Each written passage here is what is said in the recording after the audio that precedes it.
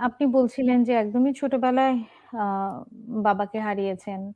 দাদা-দাদির কাছে বড় হয়েছেন। পরবর্তী সময়ে আ দাদাও চলে গেছেন। আম এই উচ্চ মাধ্যমিক পর্যায়টা আপনি কোথায় থেকে পড়লেন? এবং 'প্রথম আলো ট্রাস্ট', ব্র্যাক ব্যাংক অদম্য মেধাবী তহবিল থেকে শিক্ষাবৃত্তিটা পেলেন। কিন্তু আ পড়াশোনাটা চালিয়ে গেছেন কোথায় থেকে? আসলে যখন আমি এসএসসি পরীক্ষা দিলাম, দেওয়ার পর আমি ধরো যে মানে দাদি তো তখন মারাই গেল। অলরেডি দাদি মারাই গেছে। এরপরে আমি পরীক্ষাটা দেই।